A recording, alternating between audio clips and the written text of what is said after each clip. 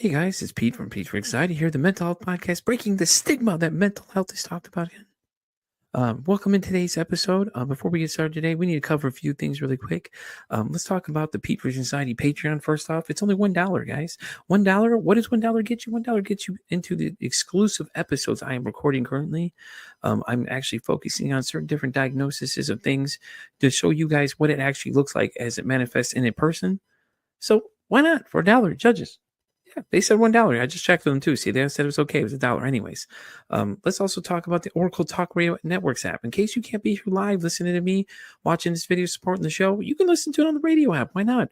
It connects us live to our 365 radio. Just go to your app stores and download the Oracle Talk Radio Network. You'll see the big old Oracle Talk Radio Network app logo right on there. Download it and it'll connect you to me, 10 a.m. Central Standard Time, 3 p.m. Central Standard Time, to Pete versus Anxiety when I'm live doing my thing right here, informing the world and raising mental health awareness. So where are you going to be? 10 a.m. Of course. Come on. We just talked about this. Pay attention for once. Damn. Do y'all know how to listen? And as always, guys, like, follow, and share the YouTube channel. If you guys like what you're seeing, leave some comments, man. We want to know. I want to know if you like what on. You want to be on the show? Let me know. Hit me up at PeteVersusAnxietyPod@gmail.com. And as always, guys, enjoy the show. And by the way, did I mention to like, share, and subscribe to the YouTube channel as well? Yeah, okay. I just want to make sure because some of y'all are hard of hearing in the back, may have to yell loud or get a megaphone or something. But, anyways, let's get today's show started. Y'all have a great one. Enjoy. Guys, welcome into another exciting episode of Pete versus Anxiety, the mental health podcast, breaking the stigma that mental health is talked about enough. My guest today is a seasoned author, researcher, therapist, university instructor, and a yoga teacher with 15 years of experience in the mental health field. Please welcome the one, the only, Dr. Cindi Saj. Did I say the last name right? Oh, it's close. It's Dr. Cindi Saj, but you are got it. Thank you very much, Pete, for having me. Yeah, no, close. How you doing this morning? I am well. That's awesome. Well, Dr. Cindi, you want to give everybody a little more background about yourself? Let them know, a little more about you. Sure. So, I've recently discovered that I am neurodivergent, ADHD in the house. Definitely something that is stigmatized, and I'm here to kind of break some myths around that. Also, offer some support around, how to heal from trauma, how to live a more meaningful life, and a life that actually feels good. So that's kind of my call to action. The why I'm jumping on podcasts and kind of talking about mental health is because I'm here to break any kind of myths or stigmas, and I'm here to open and answer questions, and just kind of be a voice for sharing my knowledge. So ADHD, huh? So how long ago did you get diagnosed? Oh my gosh. So I've been told for years and throughout my life that I have ADHD, and not that I've been in denial, but I've not really kind of leaned into it because it hasn't, I've kind of found ways to survive with it. So recently, because I am a therapist, I was looking through a couple assessment tools, and I was coming across one where I was kind of like self-exploring as well. And while I was reading it, I was like, "Holy macaroni! I answer yes to all of these." And so, it's just kind of like by just looking at an assessment tool, recognizing that hey, that is something that I can identify with, and it was very recently. That's so cool, though. You figure it out as you go. You're learning things, and then you're starting to notice things how to come on. Kind of start shooting off a little bit. And I've got the same thing too. And I figured it out recently. Someone's like, has anyone ever told you that you're either one of the two? And I'm like, yeah, and it explains a lot of personality traits I have and things like that, and it's interesting because I think people hear those words and just go, I think they think of the guy from, you ever seen that movie Accepted, the one where the guy makes the fake college and the little dude that gets up and is just like all over the place, completely energetic. And it's like, yeah, we're not like that, all of us. Sorry. No. And that's why I think I shied away from it, right? Because there's such a bad stigma around certain things. And the more I lean into it, there's so many like strengths that come out of being neurodivergent. There's so many, and and if you look at like where these concepts come from, they're all man-made diagnoses. They're all things that people have kind of put a criteria on and pointed it out and said, hey, that's something wrong with you.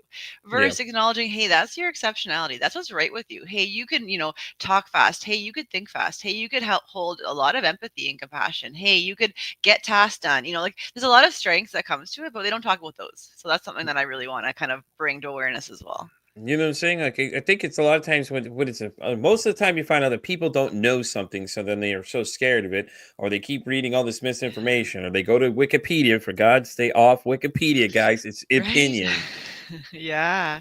And then the other problem is schools, right? And so these kids that are Hmm. in schools that whether it is coming from, a central nervous system that's activated, that they can't sit still, they then just point and say, "Hey, that's ADHD." They don't actually look to see like what's causing the behavior. They just assume that it's something that's neurodivergent. Versus, looking at like coming from a family that's maybe fighting in the morning, coming from a place that maybe they haven't had food for that morning, coming from a place that maybe they didn't sleep. They're not thinking about that. They're just kind of saying, pointing and saying, "Hey, that's wrong with you," not versus, "Hey, what's wrong around you." But wouldn't you say there a lot of the resources are very limited too? I mean, I know that when it comes to schools, they're kind of handicapped a little bit on what they can and can't do. Yeah. And Yeah. I met with somebody before. His son is what did he say? Nonverbal. His son's nonverbal. So he went to talk to the school and tell him, hey, I got this great thing. We got him to start responding. We can understand what he's trying to communicate. He can clearly communicate with us. And the school denied it right off the bat. And we're like, well, Mm, no, no, no. And it's like, why? Why deny something that's working for these kids that yeah. could benefit them even more, you know? Yeah. Well, the other problem with schools, and not that we're here to bash schools at all, but No, often we're with not. children who are jumping or vibrating or bouncing off the walls, they ask them to sit still and pay attention. And like when you have energy, the last thing you could do is sit still and pay attention, right? So this Hmm. idea of we're not encouraging students to kind of get up and walk around for a little bit or stretch it out or kind of shake out energy that's kind of like just sitting there vibrating. So it's not that they're doing it wrong, but there's just other ways that are kind of against what we're taught to do in school, right? Like pay attention. Well, if your brain's thinking about, something that it can't settle itself down, how do you do math? How do you kind of grow with learning those like, sciences? How do you do the hard, prefrontal cortex thinking when you're activated in that fight, flight, freeze? Yeah, and I'm not trying to bash schools anyways, guys. I'm just saying it was just an example that I just didn't understand. But I do understand a lot of them are limited when it comes to that stuff and things like that. Yeah. And I get they're trying to keep everybody grouped together and treat kids all the same. But I think that's where the problem is. I think we need to start teaching kids that everybody's different, guys. Like some people have different things, other people have other issues, and it's okay. It's not wrong with being Yeah. different. It just makes you a little more, Yeah. gives you your superpower, I would say, for some of them, because some of those people are 100%. just you know what I'm Yeah. saying? Because they have amazing abilities, and it's like we're not. I feel like a lot of times they're trying to get them all the uniform, but it's like you can't Yeah. with some. Like you said, they got all that energy. They're not going to be able to sit still. Yeah, there's no one size fits all. So when you're getting everyone to learn the same way, do the same thing, look the same, get the same marks, A's or whatever, that's then, not taking into consideration all the people who have other strengths. There's that like little picture out there that goes around to say, hey, if we measure intelligence by how quickly someone can climb a tree, if you're seeing an elephant, a fish and a bird and then a monkey, the monkey's gonna, be an A+ student, right? But the bird just has so many valuable its own characteristics that climbing a tree is not part of a bird's, it flies to the tree, right? So just stuff like that where we need to measure, intelligence a different way. And then as far as like, definitely we're not bashing schools, Pete, but we're being critical and we're asking for a little bit better, which Mm. to respond to some of those kids who need it a different way and who aren't bad kids. There's no bad behavior. All behavior has meaning. So it's just this idea of, can we be more curious? Yeah, and I agree. I love that. That was a great comparison there, honestly, too. And it's like, I think that's the problem. A lot of people take the behaviors as bad behavior, not understanding why these behaviors are happening and things like that. And I mean, that's hard though. When you have like so many kids in the classroom, you've got the one kid that's kind of what they would perceive as acting out because he's got either too much energy or he can't sit still or he's doing things at a different pace that other people are. Yeah. And it's hard, man. It's really hard when it comes to that kind of stuff. So, Yeah. Yeah. They often use the metaphor to talk about a kid who comes to school hungry, or if they come to school tired, or if they come to school, just like getting out of a car that people are fighting or being triggered as they just heard the fire alarm. So if they just heard the fire alarm and they're, activated, hyper aroused in the state of like fight, flight, and freeze. And if we're teaching them math, like we recognize it's not going to sink, right? This idea we need to find ways that to get everyone on the same page to be safe and secure and connected in schools. yeah, I agree. And that leads into trauma though a little bit because some of these kids are Yeah. traumatized coming from the fights and everything else. And I Yeah. and what I've been learning as I started doing this podcast is that kids at an early age, they know a lot more than we realize they do. They're Yeah. watching us or studying us, but they may not be able to tell us what they know, but they're watching us do these kind of things. Yeah, there's a lot of myths around like, kids under 3, they don't remember anything. They're fine. We could do whatever around them and they won't remember it. That we're learning that that is not true. There's so Hmm. much developmental that happens under the age of 3. And then yeah, you're right. This idea that kids don't really, ask a lot of questions all the time, but they always see. They always see what's happening around them. They always witness what's going on. And so it's really important just to kind of be mindful of what we're doing around kids for sure, because that's our future leaders, that's our future generations. What Hmm. happens to us when we're retirement homes, our kids are going to be the ones who kind of set the stage around what's happening in the world. So it's really important to kind of give them the best starting care. Oh, I agree exactly too. And so let me ask you though, how did you get into therapy itself? Is it something you've always wanted to do? Especially Mhm. trauma, because now you're digging into a lot of real interesting Yeah. situations that come with those things and different diagnoses that come off of those type of things too. Yeah. Well, first and foremost, like I think it's important to note that everyone has trauma in some way, Hmm. right? And so Yep. everyone that I meet at some capacity has had trauma in their life. And this idea that if we treat everyone as trauma informed and just be trauma aware, that's going to make us better humans in the world, right? If we approach everyone with a smile versus, like a scowling face, or, if we think to kind of like space out our office in ways that, if people have had a history of being sexually assaulted, are we going to lock the door? Are we going to turn down the blinds? Are we, like, are we going to sit really close? So we're just going to kind of be more mindful of how we approach people. But how I got into it is really just like growing up, and as I mentioned, like being neurodivergent and having ADHD and never having it diagnosed.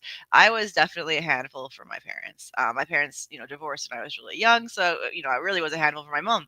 And just kind of seeing her struggle, seeing her, really being that person that I would have needed when I was growing up, really set the stage for me to be, pretty good in my adult years. And then, then I'm seeing people around me who don't have that really strong role model. And that's where it's kind of like, I want to help. I want to do something for someone. I work with children and youth as well as adults, but my passion really lies in working with children and youth, because Yeah. people don't have any, research suggests if you have that one strong person in your life who is consistent, who is stable, who you could help with that attachment lens, that's going to set people up. And it's really easy to be a nice person in the world. So it's kind of like, it just seems to be like a nice fit for me to be there for people who may not have someone else in their worst times of their life. Yeah, no, I agree. That's awesome, though. I mean, it does get interesting because a lot of those topics people don't want to talk about. Like sexual assault. Yeah. When it comes to that kind of stuff, people freak out because they don't know how to handle that. Someone starts telling you that, it's like you start getting nervous. Like, oh shit, what do I say next to them? And I think Yeah. that's the problem with a lot of people is that any of those certain types of suicide, all those kind of things, when they start coming out, people start to tend to get really tense because they're like, Yeah. well, whoa, how do I handle this situation? And a lot of times, from my experience and what I hear is that is a lot of times if you just listen a lot of Mhm. times that's the first Mhm. step. Like, listen to what they're Yeah. telling you. They're not asking you to solve their Yeah. problem. If they're Yeah. telling you that, it takes a lot of strength for someone to talk about when they've been assaulted and things like that, because they have to relive that trauma in their brain Yeah. as they're doing it. Am I not right on that one? Yeah, there's actually 2 points that I'll make. One of them, there's a story called "The Bunny Who Listened," or "The Rabbit Who Listened," and it's this great child story around this child who, unfortunately gets his, like, castle made of blocks, like, torn down, and all these animals come in, like, one of them's a bear, and it's like, "Yeah, I want you to growl with me and be really angry," and the child's just like, "No, I'm okay, like, go on," and then other people are like the coyote's like, "Oh, I want you to laugh at," and, whatever, go on. The snake's like, "Oh, go knock someone else's thing down," and the little kid's like, "No, no, I'm fine. Like, move along." And the rabbit comes and just sits beside this little boy. And over time, this little boy then eventually just opens up and talks about the anger, talks about the want to go knock someone else's down, laughs at the whole situation. So goes through all the emotions that the animals previously were trying to provoke out of the little boy. And then just this idea of like empathy, sitting with someone, that's what people need, not to be told how to feel, not to be told what to do. So you're absolutely right. Just listening is the best gift we can give someone who does come from something that isn't fortunate. So not to try to fix or solve or change or move through those feelings, just to sit and listen is such a valuable gift to give someone. And the second point is this idea that people think that something's wrong with them when they're victimized. People think something's wrong with them when they think about, committing suicide or they Hmm. think about self harming. We think it's like something wrong with us. Well, definitely everyone has had thoughts of killing themselves. Everyone has Hmm. twisted thoughts around, what would happen to the world if I just drove in front of this car. That's not abnormal. And I think we need to reduce that stigma around, hey, people think that, and that's okay. A thought does not equal an action. We have thoughts, right? And that's kind of the important part when you're having these thoughts. Let's talk about it, not to make it a stigma, because we all have these thoughts and feelings. The difference is people who act on it. And then with that being said, is just sharing in that awareness, like, hey, life is tough. It's not always going to be rainbows and sunshine and easy and that kind of stuff, right? And it's okay not to be okay, but that's where you need to reach out. And we don't need to do stuff in isolation. So although we think we're the victim and we're the problem and it's all about us, really bringing in that attachment lens, finding that support system is so important. Yeah, I think it's great that you mentioned support system because I have one myself. Mhm. For when I'm having a rough time, because I deal with anxiety and depression. So there's some days I'm just down in the dumps or my brain just starts going to Mhm. hyperdrive. And it's good when I just go talk to somebody. I got a friend I can call him, and he just Yeah. zones out and listens to me, Yeah. and I'll Yeah. just let him have it. I just let him have it at 1,000 miles an hour, and he's just Yeah. like, and then he'll stop in the middle of the conversation because he's listening. So he may seem like he zones out at times when he listens, and he's like, he'll start asking you questions about things just to keep you going to get your brain Yeah. off the idea. It's like, why do you feel like that? And he's just like, Yeah. he'll start conversating with you. And it's great when you have a person to listen to you, because a lot of times that people reach out to me, they're just like, they just want somebody to listen to what they've got to say, and Yeah. actually actively be interested in the conversation. That's the other part of the thing too, guys, is you got Yeah. to be actively Yeah. into the. I Yeah. know it's hard for a lot of us when it Yeah. comes to some of these conversations, like, Dr. Cindy just said, when people are talking about, like, oh, I'm thinking about driving in front of this car today, and people get uncomfortable. It's like, just understand their thoughts. I mean, those are thoughts that are coming Yeah. out of their head. I mean, we all have thoughts. We all think about things all day. Like, and that's why some people don't share things, is because some of people can't handle what they're going to say next, even though it's just thoughts they're having. They're saying, oh, well, today I've already had the plan set out and everything else. I have all the items bought and I need, things like that. Now that's a little different for concern Yeah. right there. So, Yeah, yeah, you nailed it on the right on the head. The idea that, if there's not an imminent plan in place, that's just a conversation. It's different when there's a plan. And then the idea too is I want to reduce the myth of like therapists knowing it all and having it all together. Where, mm-hmm, I have a counselor, I have a therapist, and there's nothing wrong with that. And I'll tell anyone and everyone, right? Because this idea that everyone needs some support, and whether it mm-hmm, comes from, someone external to your family or your friend group, that's important to know too, right? Is that there's nothing wrong with you or your circle if you need external support. Often we rely on our spouses or rely on our family, and that's taxing on them. So it's kind of like we're being selfless, and this idea of reaching out for additional support that's outside of your family and friend group actually sets you up to have more meaningful relationships with your family and friends. So just encouraging this idea of ask for help, and if it's someone that you may not feel like you have within your circle, nothing wrong with you for asking for a professional to be your support. exactly. And I think that's the problem. People are like, oh, I don't want to talk about my feelings. I'm like, therapy, a lot of times, even in that, you're just talking to somebody that understands Yeah. things on a deeper level than you do. Yeah. And they're not going to have all the answers. They can just Mhm. suggest things you can work on and things like that. And I do go to therapy myself, and I tell Mhm. everybody about it. I have no problem. I'm not ashamed at all. Yeah. It's like, Yeah. it's what I've chose to do.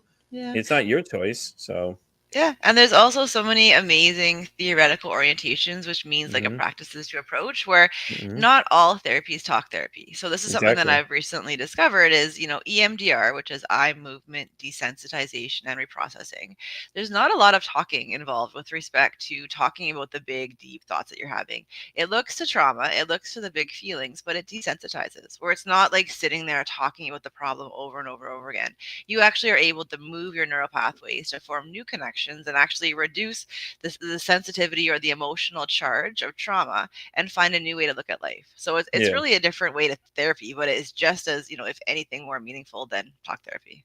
I think that's a great point, though, because there's several different ways therapies apply to and different things. And I Mhm. think that's what people, when they hear therapy, they think laying on the couch, therapist talking to me. Yeah. It's not like that, guys. Like Dr. Yeah. City just touched on, there's No. that. There's so many different things nowadays that people can do that we've learned that help so much better for different people, whatever applies to your situation. Hypnosis seems to be a big one lately too with people, Mhm. and quantum healing and all this other kind of stuff as I'm Mhm. learning. And it's all interesting stuff to see. Yeah. It just depends what your situation is. That's why you go to find out what is exactly Yeah. that it is that you need to start addressing that way. And the thing I started doing, Dr. Cindy, I have a TikTok. I started a campaign where I told people I don't let my diagnosis be me. I own my diagnosis. So I tell them I have the expression Yeah. anxiety. I don't, I'm not saying I have it. It's I deal with it. What I mean, and Yeah. things like that. Just changing the way we look at things. And just take Yeah. ownership of it. That you're your own person.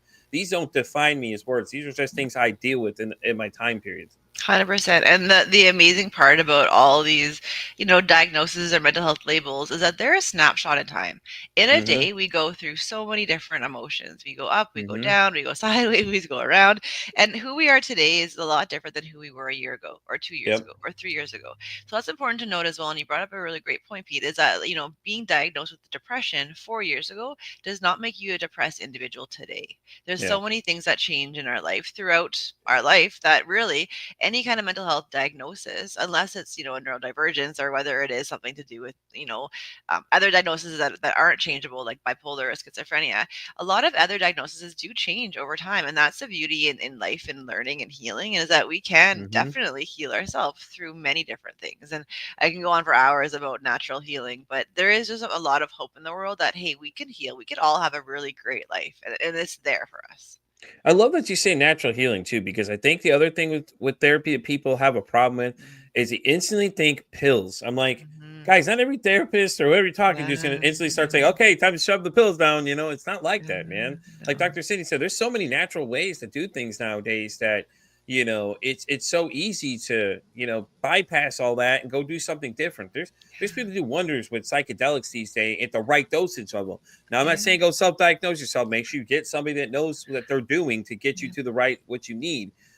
Because I think that's the problem too. Is a lot of people start self-diagnosing, start medicating, and then that's where a lot of problems start existing from there. It's because they're doing a little too much, too little, and it gets addictive too, depending on what you're messing around with at times too. Yeah.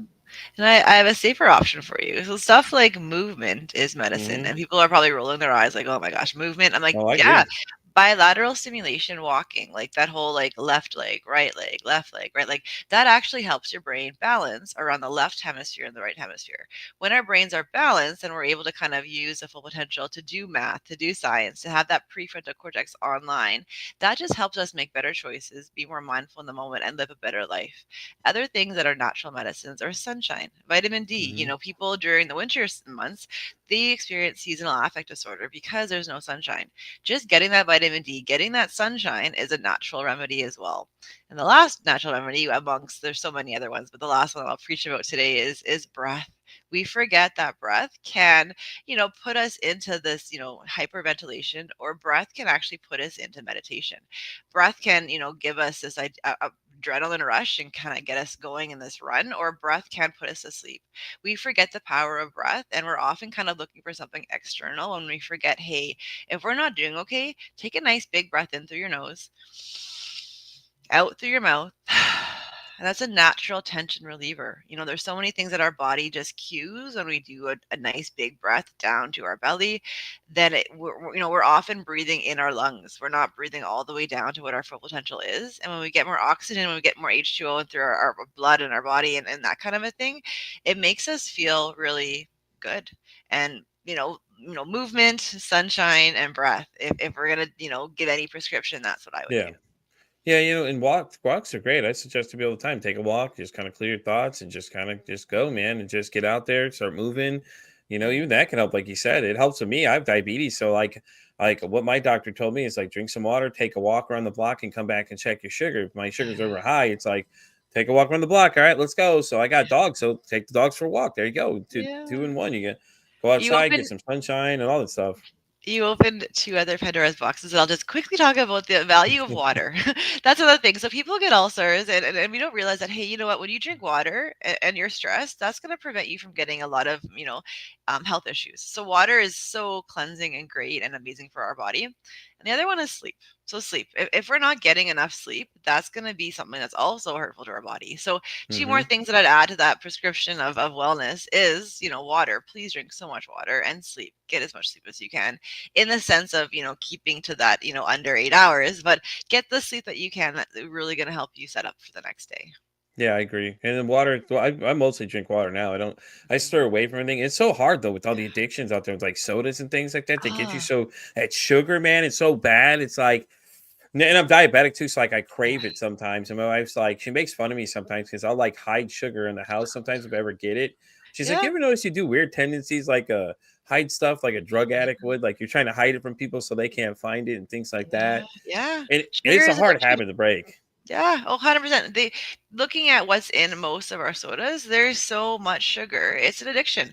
It's something that will keep us wanting more. And, Hmm. it dehydrates our body. It actually kind of, it is an addiction. And when we're looking at human bodies and what we can process, humans naturally have an intolerance to cane sugar. We're not supposed to be eating cane sugar, but it just tastes delicious. And so Hmm. we're just keep going back to it. And you're right, when people kind of start to hide it and kind of, know they should be eating it, or start to see the negative consequences where, they get this really great rush, and they get this really big drop and they just need more sugar to feel better.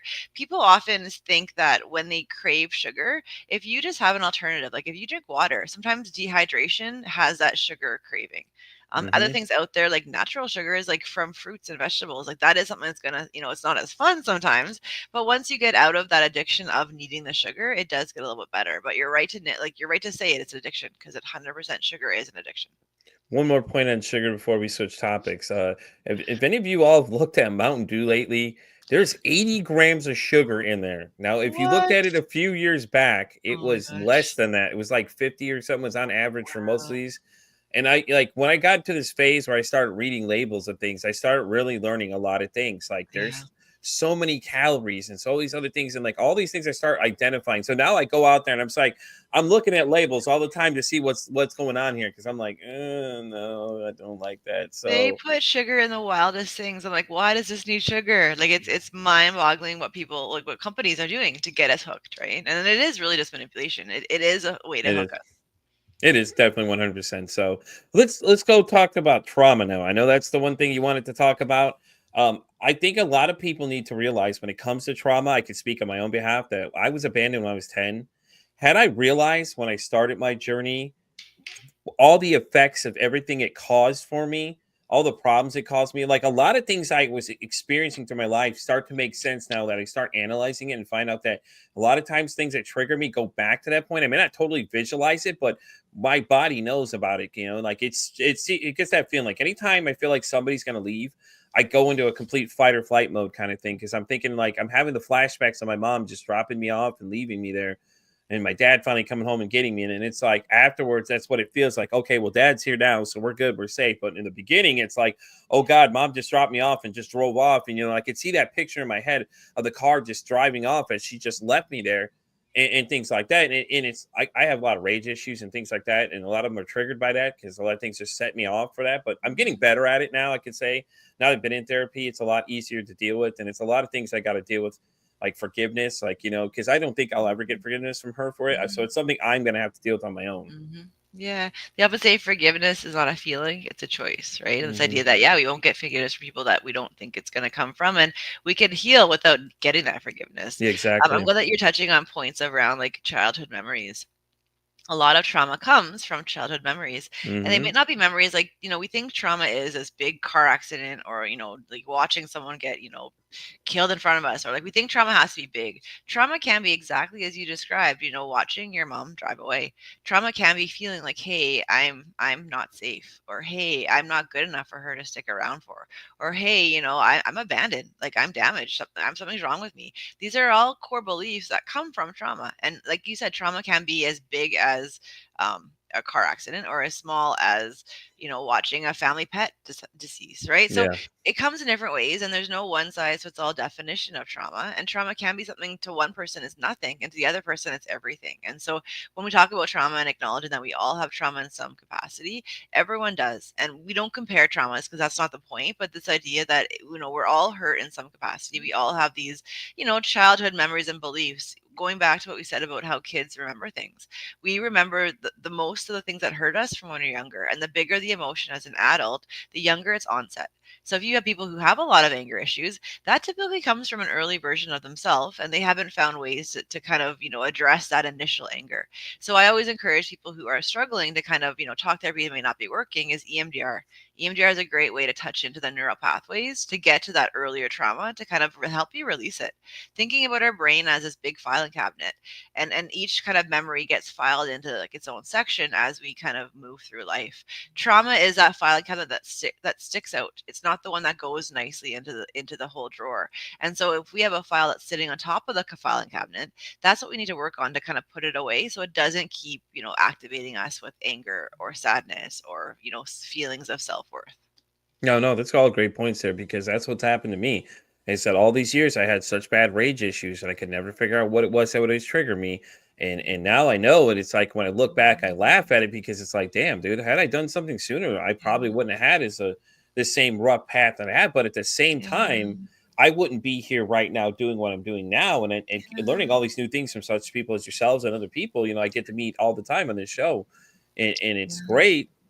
And so I kind of look at it and laugh because I'm like, damn, man, like I could have fixed this problem so long ago, Yeah. but at the same time, look at where I'm now. Yeah. I'm doing what I've always wanted to do, a podcast. I'm going. Yeah. It's really successful at this point, honestly. I'll be honest with you. I'm all Yeah. the way out to October, booked on a Monday show I do Wow. weekly, Yeah. and things like that. And it's just like it's crazy when I say it though, because I deal with imposter syndrome a little bit because like I can't accept the fact that it's so successful, but Yeah. it's right here, straight in my Yeah. face. You're here right now, and all these other people that signed up to come talk to me and things like that, and all the great people I've got to meet in the process of this whole thing. It's been great though. I mean, don't get me wrong, trauma sucks, but at the same time, I feel like if it wasn't for my trauma, I wouldn't be where I am now. 100%. And how you view your story is how you move through your life. And this idea that it could definitely trauma can empower us. It can may Hmm. help us become an advocate for others. It can help us find that internal strength. They often say like we don't get strong by having a perfect easy life, right? You get strong by having adversity. You get strong by having things not go your way. And then they always say too, like you don't understand like the light if you haven't been in the dark. So this whole idea that we all need to have crappy things happen to us for us to actually appreciate the good times, or for us to have that motivation and drive to change the world, to be the change that we want to see in the world, because we know there's some parts that need changing. So I love that you have that outlook over like, hey, this is actually what's helped me be who I am. That silver lining approach is so important for our life, right? This idea that we can kind of wallow in self-pity or on the things that didn't go our way, or we can say, hey, wait a minute, it did go my way, because they often say, what is it, rejection is redirection. So this idea of whatever didn't work out in the past redirected you to where you're at today. Exactly, and it's a great thing too. Is that I can tell people I'm just an average Joe, man. Dr. Cindy's more trained than I am, and the things I've learned so far on this show is great, man. And the old saying goes, you can never teach an old dog new tricks. Listen, I'm almost 40 years old, and I'm learning brand new things also this whole past year of doing this thing, and I love it. It's great Yeah. because every day I thirst for more every time. So after this conversation, I'll definitely be looking into some of the things you're highlighting on because I want to know more now because Yeah. I'm so interested to know more, and the more I know, I feel like it's better. And I can, when I Yeah. talk to other people, they're all so fascinated that I know so Yeah. much. I'm like, listen, it's the people I meet every day. It's great. I Yeah. get to meet people like yourself and other people that show me new things, and I go down different paths and check out different things, and I've read so many different books and things like that too that I've never thought I would have read it had I looked at it a while back. Heck, I finished one on breast cancer recently, a memoir by Erica Newbert about her journey through breast cancer and the mental state she was going through. And like you get a real picture of this woman's thing, and then she puts a picture to the name of what it is to have a mastectomy because people didn't really talk about it much. And she was like, well, let me give a picture to people. She turned her tragedy into an adversity to show people like, hey, listen, this is what it looks like. And she started finding that so many people were reaching out going, hey, listen, thank you for putting a picture to this because it's so hard to tell what it is. And the great thing with this show is that when people come on with different diagnosis of things, people can see what it looks like. I mean, we could read books all day, but Mhm. that doesn't tell you Mhm. anything. Like, what does it Mhm. look like when a person actually has these kind of things? And it's great when you get people like yourself and other people that come on that have things, and people can explain in their own words, hey, this is how I deal with it. Mhm. This is my thing, and which makes it so great because it's unique in every person, wouldn't you say? Mhm. Mhm. 100%. Yeah, for sure. Yep. Yeah. And Pete, I love you. I love your curiosity in life, and that's exactly what this world needs, right? The more you Yeah. learn, the less you actually see that you know. And there's so much amazing knowledge out there. And as you mentioned, like healing earlier, there's so many different modalities where it's not just a medication. There's Hmm. so many cool things out there, and it's just about us tapping into that and leaning into that and getting to know more. Because whatever you want to learn, the internet, we're so great. Like yes, it has a lot of like challenges with it and social media and all these like negative, but there's also, we have at our fingertips access to so much information that we're quite like fortunate to have all this knowledge at our fingertips. And if we're taking the time to look into things and learn things, it's only going to make us better humans to know this knowledge. And then the other part about learning is then the responsibility to share. And this is kind of where I think Exactly. your podcast and then others who are doing similar things is so important, because you're getting the message out there that people would not necessarily know that, hey, wait a minute, I am good enough, or hey, wait a minute, I'm not the only one who's been a victim, or hey, wait a minute, I'm not the only one who, et cetera, right? We're kind of like looking at humans as a collective, and humans as an experience, and humans as something that we can connect with each other around.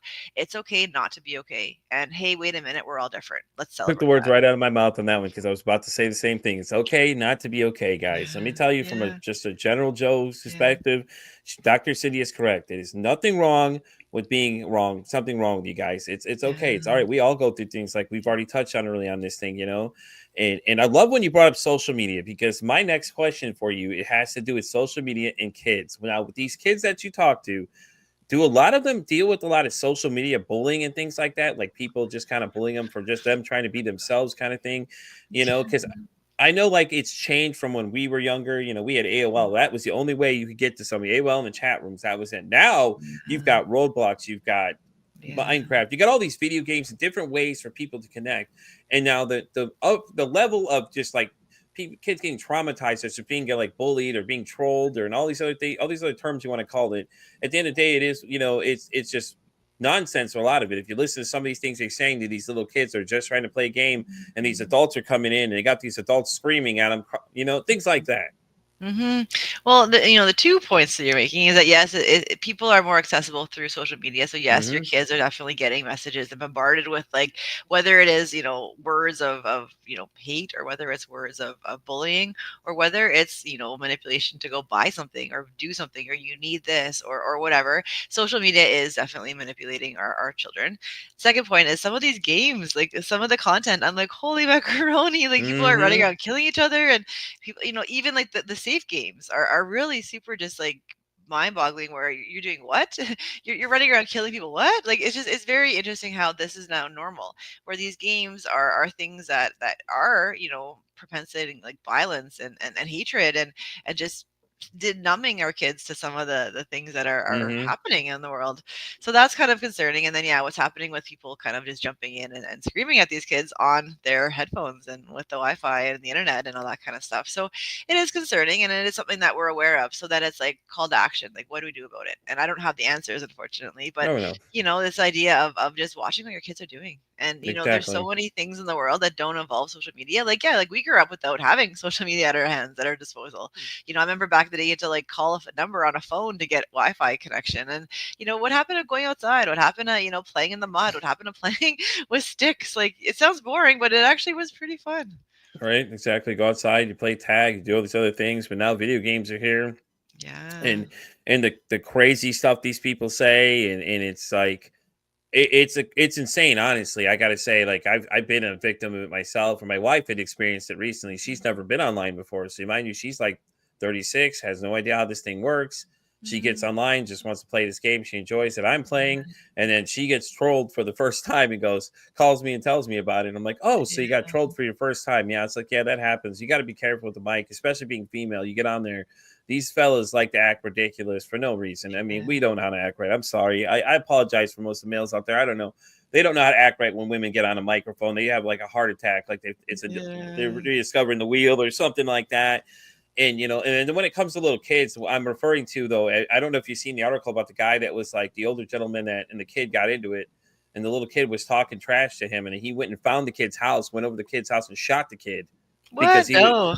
yeah, it was in the news. I can't remember what state it happened. I think it was Florida where it happened, but it was like this guy and the kid were exchanging words, and the guy got so mad he felt the need to go look up this kid's house, find out where the kid's at, go over there and shoot him. But it's like, dude, I'm sure you've done this all your life to these other people, but now that someone does it to you, Yeah. you get so mad at a little kid for just trash talking you. And maybe the kid was better at the game than you, because let me tell you, I've gotten beat by a kid that's 10 years old, and they've just like massively made me look Yeah. bad, and it's frustrating. But it's a Yeah. game at the end of the day. But I think that's what we all need to realize. They're games. Like things get said, heat of the moment. But you got to remember when you're playing with little kids to either censor yourself or and a lot of the networks now are doing that though. Xbox and PlayStation, all of them are now monitoring people's chats because of things that Mhm. they're saying. Mhm. Like even if Mhm. you're in a chat party, you're not safe anymore. And I know a Mhm. lot of people are upset at first about it, but I mean, think about it. What if they're talking about some like crazy plan to go do something wild that we don't even know? Or they're Yeah. saying like racist things or hateful things and things, Yeah. and they're censoring their chats and what they should have been doing a long time ago. And I think they're realizing with the uprise of kids, getting bullied and then committing suicide, it's like we got to Yeah. do something. And then like a Yeah. lot of these other social media sites are like, well, we don't want to police our stuff, and they get mad because people are telling them to police it. Well, then don't allow kids on it. Then, if that's the Yeah. case, start blocking accounts. Anybody that fits under that age, are there a certain age limit where you feel like their content's not allowed to be on there? Then lock it out from them. And I Yeah. know. I know with video games they didn't have ratings for the longest time, and like you were saying, there's some crazy games I can recall. There's one that literally that's all you were doing is going around executing people the whole Right. time, and it was like Yeah. different ways to do it. And we were playing this as like I think I was 14 when I first played the game, but it's like Yeah. you're literally going around executing people, like different items you find and things Yeah. like that. And it's like, really, wow, man, it's like, Yeah. they don't have as much control as they do now because Yeah. it's crazy. So And as like a therapist, what I work with my clients on is really like control of self. Like we have this circle of control, and all we can control, like, yes, we can get like, trolled. Yes, we can get, said really horrible things to. But at the end of the day, it's kind of like if we bring it back to like our central nervous system, if we bring it back to how we, sit with someone who is, saying these things, this whole idea of like not taking it personal is actually like an art and training, and it takes practice to not take things personal. This whole theory around let them theory, which is coming out, which I think is fantastic, but it does circle back to the whole circle of control is, you're going to let people around you do what they're going to do, because just like the weather, we don't have control over what people say and do around us. We have control over how we respond. So this exactly. is where it comes back to like our breath, and we it's such a simple thing, but if someone's like tripping you, take some really deep breaths and recognize, hey, whatever's going on in that person's life, it's kind of pathetic that they're tripping me right now. I'm here to play a game, and I'm making it sound so simple, but it really does take like practice around breathing when you're not triggered in these situations. Going for a walk, getting off the computer, getting off the system, right? Like there's so many things that we can do within our circle of control, which means like our thoughts, our behavior, our actions. Those are all things that we can control. We cannot control what other people do, but just like the weather, we can control wearing a jacket, putting on a hat, putting on a winter jacket, putting on rain boots. Like we can control what we do as a response to the weather. And yeah, we can choose to go to drive to someone's house and shoot them. But at the end of the day, why? Why would we do that? In the sense of, it's not going to end or solve or fix how we feel about ourselves if we go shoot someone else. Exactly. So what are you gaining at the end of the day? Now you just gained the charge of murder, and your life's pretty much gone over a video game. Like, Yeah. come on, guy. Like seriously, guys. Let's think about what we're doing these days. It's so stupid. But I like to banter with people though. But that's different versus what they're doing. Like bantering with other people. I Yeah. understand that you can banter with them, make jokes, and at the end of the day, everything's fine. Because they know Yeah. you're joking. And it comes a lot with sports. I'm a big sports guy. So where I work, I deal with a lot of people, and I got these guys in the morning that I talk to all the time, and that's all we like to do is just banter back and forth. To everybody on the outside that doesn't understand, it looks like we hate each other. Kind of, it's not. We're Yeah. just having a good time, and we're laughing Yeah. about it. Yeah. And I think it throws people off when you start laughing because then they're like, "Are you guys good?" I'm like, "Oh, we're fantastic. We're having a great time because we're Yeah. on the same mindset. We know Yeah. exactly what's going on here." Yeah. A- Yeah. And I, it's hard for people to separate that. I think too. Well, and then, treat others how you want to be treated, right? So if Hmm. you're saying things and if you can't get them back, don't say them, right? This idea that if you're not okay with saying what I you've love said to it. someone having said back to you, then don't say it to them, right? This idea of like Hmm. treat others how you want to be treated. They always say too this idea that like, if we can't take what we dish out, don't dish it out. Exactly. I think that's the one practice a lot of people don't do. And I wanted to touch back on where you were telling people when things get sticky to start breathing. I started learning to just basically analyze before I respond to something.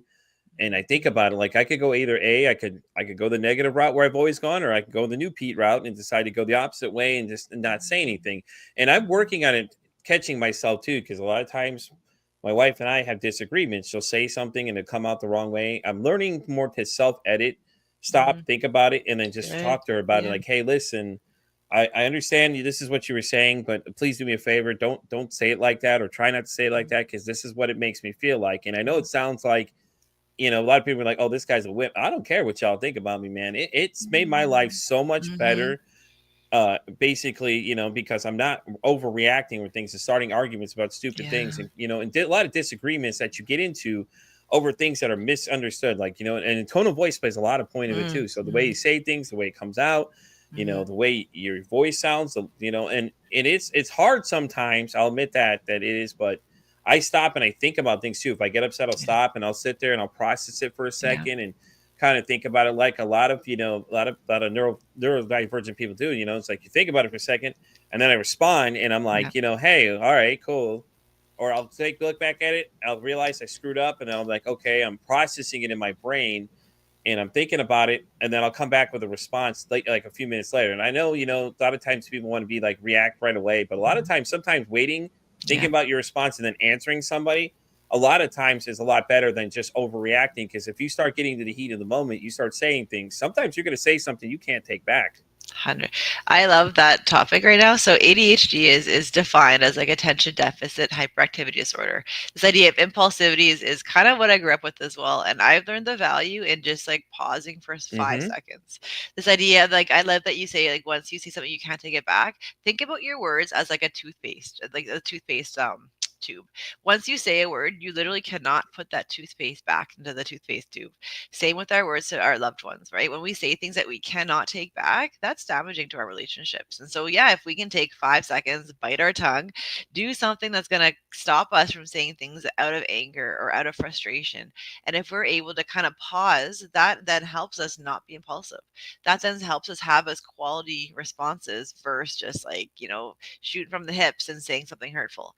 When we aim to not hurt others, it actually once again makes the world a better place. And so if we're able to kind of wait 5 seconds before we respond, that's going to give us power. It's more powerful to actually have a really good response than to have a hurtful response, because that hurt's not going to help. Yeah, not to cut you off, but you notice like a lot of people that meditate seem to be more relaxed and have a better approach to things like that too. And that's the way I kind of think of it a little bit, because I've talked to a lot of people that use meditation as a technique and things like that. And it's like you notice that they're much more mellower. They don't just shoot off back at the hip. And it's great, because it's like, think about how a lot of these arguments start. One person gets hot, the other person starts going back and forth, and it's just in the heat of the moment, you're just yelling at each other. But at the end of the day, if you really thought about what you're saying, like, the other person's part of the argument could have just been mad about something, and you could have just easily diffused the whole thing and been like, hey, I'm sorry, that's it. I'm sorry right there. Could have solved the whole problem the whole time, instead of just giving into it, going back and forth. Everybody's saying nasty things to each other, and then you're both looking like fools at the end of it, obviously. But it's always interesting to meet people that do a lot of yoga and meditating, because they're always so like mellow, and it's like, man, I want to get like that sometime. It's great. Well, it's a practice, right? I was not ever mellow until like you practice it. You have to learn how to sit down, and they say, start with 1 minute, then start with 2 minutes and 3 minutes. And like meditation is something, it's a practice, and it quite literally is called a practice. And then with that being said, is also when we have these arguments, we forget that people are not listening to us. The louder we get is the louder the other person gets. And we're always just trying to like say something. We don't listen. And so as we keep getting louder and louder and louder, if we just stop and we listen, that's how you also change where the argument goes. The idea that if we find that we're in this fight, flight, freeze, and we're really just like trying to fight here, and we're just trying to be louder, we're trying to like overcome the other person, we forget that the other person's primary goal also is to be louder. So we're not even talking about an actual issue right now. We're just obviously all trying to be louder and try to be more aggressive, and that doesn't really solve any arguments either. No, it doesn't. It really doesn't. It just makes you look like a fool at the end of the day, if you think about it, because then you look at it, see what you're mad about, and then you both realize that it really comes with a quote unquote pissing contest between the two of you all to see who could be bigger man who could yell louder. It's just like, I don't give into that anymore. Like, I'll sit there and let people yell, and I'll just smile at them, because I'm like, I remember being that person, and it makes me laugh, because it's like, I can't believe I did that, but at the same time I did it. So I mean, it's something I just deal with, and it gets weird after a while. And it's fun when they get loud. I'm just like, oh, okay, you done now? Yeah, like, are you okay? Can we breathe together? Like, right? Yeah. It gives you more power and control when you're able to not get sucked into that like emotional charge. Right. And listen, really quick, I wanted to touch on your books. Can you tell us a little more about your two books that you have? I know you have the two guidebooks a little bit, just kind of give them a little brief overall of what it is. There we go. So they're very pretty. One of them's called Finding Your Purpose, and I love this the is a covers. guidebook to a more meaningful life. And it just really unpacks cognitive behavioral therapy, which is CBT is a process in psychology that helps to kind of have people look at their thoughts, actions, and behaviors. So what this book does is it gives you a bunch of like action items, like whether it's a vision board or whether it's a mindful eating activity, or whether it's a strength identifier, or it just kind of gives you tools that you can kind of go through at your own pace to help you learn more about yourself and define what's meaningful to you and your life. It's a great book to kind of, if you're not wanting to go to therapy, but you're wanting the tools from therapy, it really does unpack what I would do with a client and how I would work with someone to kind of build self-esteem, build resilience, build, a sense of purpose in someone's life. So that's the first one. And then when we were writing the first one, it kind of, we had twins. This book kind of came out of finding your purpose, and it's called Finding Your Wellness. And you really can't find your purpose purpose and maintain a purpose without being well. Wellness is other word for self-care, and self-care kind of, Hmm. people roll their eyes off, but we forget that, self-care is essential. We can't really be doing well in life and have a long, happy, meaningful life without actually being like healthy inside, outside, and around us. And so the books really look at like you can take ownership of your life and improve your life and find strategies to help live a good life. I love how you say self care though, because that was an interesting conversation one of my guests had a couple weeks ago. She was saying that was the one thing she said, that self care should be number one, and I don't think a lot of people put self care first before anything else. No. I really don't. I think that's a horrible thing. I think we all need to start practicing that more. Worry about, and it doesn't have to be anything. There's no real label to what self care is. Whatever fits that you want to do, something that you enjoy could be just self care. Yeah. Just taking time for yourself is nothing wrong with that. It's not being selfish. And I know a lot of people, that's what they look at it. Well, it's just selfish. I want time for myself. No, it's not. It's called self care. You want to have a little time to regroup yourself. Do what you enjoy, and then come back and go back to what you were doing. Yeah, a great way to think of self-care is saying no. Self-care is saying no to things that you don't want to do. Self-care is saying yes to you. Self-care can be, taking a minute to breathe in the bathroom. Self-care can be taking 10 minutes to go for a walk. Self-care can be, having a shower. Like self-care can be having some tea. So you're absolutely right. It doesn't mean to be some big luxurious, self-care act. It could literally be just taking time for you, taking time for a breath and saying no to someone. Exactly. And I think that's where people seem to overthink a lot of things. They're like, oh, well, that means I got no. It just whatever you enjoy, anything you enjoy. Watch a movie, do this, do that, read a book, things like that. Make time for yourself. I think that's what a lot of people don't do. Everybody's so worried about people pleasing. They need to worry about themselves at the end of the day. And I tell people that always. I'm like, that's the one thing I always preach to people is, listen, at the end of the day, you got to worry about yourself. I mean, you can't put everybody else in front of you. And when Mhm. it comes to a lot of these corporate jobs too, people are like, well, I don't know, I don't want to leave y'all in a position. Listen, at the end of the day, you have to worry about you, because a lot of these places, they'll replace you in the next 5 minutes. It's just 100%. how it is, unfortunately. There's no Yeah. loyalty anymore when it comes to that kind Yeah. of stuff. Yeah. And so, Yeah, you brought up people pleasing. We all want to be loved and accepted, and we all want to make others happy with how we are and how we act, and we often sacrifice, yeah, our self for others. And you go back to that analogy or that metaphor of being on an airplane. Many of us would hmm put on, the kids around us, the elders around us, the people around us masks for them. We'd help them put the mask on, but then we'd forget our own mask, and then we'd pass out because we're not helping ourselves, right? So this idea of, hmm yeah, like we can't keep pouring from an empty cup. We need to fill up our own cup, or this idea of we can't keep helping everyone else without helping ourselves. So not to kind of do for others, do for self. And that's not selfish. That's actually like ethical. If we're not showing up as our best self, then we're doing a disservice to our loved ones. We're doing a disservice to our, whoever actually like relies on us. If we're not showing up the best that we can show up, we're not doing a service to ourselves. So it really is this like call to action for ourselves to be, better in our life in all different ways and just to feel better.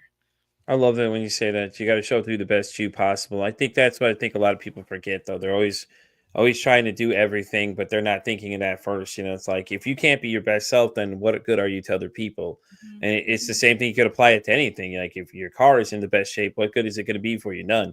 Same thing Mhm. with your body. If you don't take care of yourself, you're not taking care of yourself, eating better, making sure you're exercising, things like that. All these things apply to all that. And I don't think people realize a lot of that ties into your mental health too. Your body, the way you feel, it affects your mood, and your mood can be affected by this, and then everything just starts snowballing effect and starts going downhill, getting bigger. And I think that's where we need to take a minute and stop, breathe, and just realize that we need to start analyzing a lot of these other things and start looking at, hey, if something's not going right, maybe it's something I'm doing, versus blaming everybody else for the problem. Yeah, 100%. 100%. Pete, you nailed it.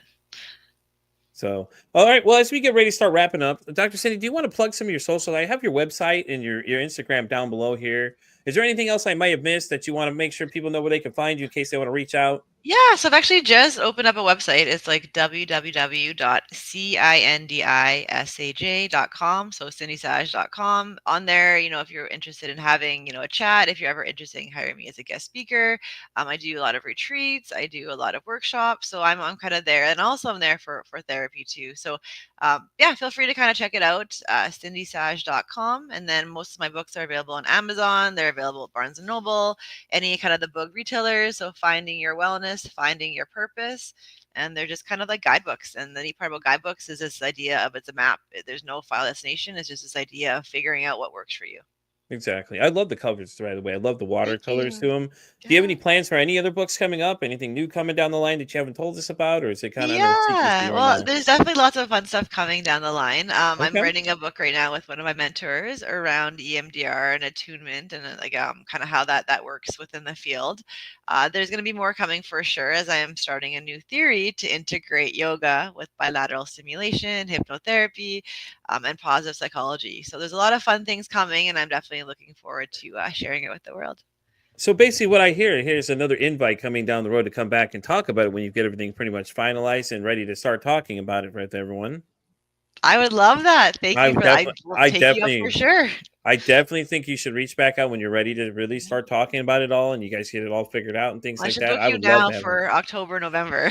You can definitely do Right? it. My Yeah, yeah. calendar's there. Go right ahead because I would Perfect. definitely love to have you come back and Yay. talk about it because I'm interested about that too now. Yeah. And it's great. So once again, thank you so much for coming, Cindy. I appreciate it. It's been great. I enjoyed having you here. My It was pleasure. I was excited when I ever get to meet a new person. I'm always excited because I'm like, man, what new thing are they going to bring to the conversation? Now you brought a lot for me to think of, and I'll definitely have to go check Cool. out the books because I'm really interested in checking them out. I like reading new stuff all the time. I've been trying Cool. to read more books. And guys, like she said, go check her stuff out. It's on Amazon anywhere you can find books and things like that. And I'm Pete versus Anxiety saying, it costs nothing, absolutely nothing to be kind to somebody. One kind act you can do can save someone's life, or hell, you can make their day. I'm Pete versus Anxiety signing off saying, hey, don't ask how your day is, ask how your mental health is today.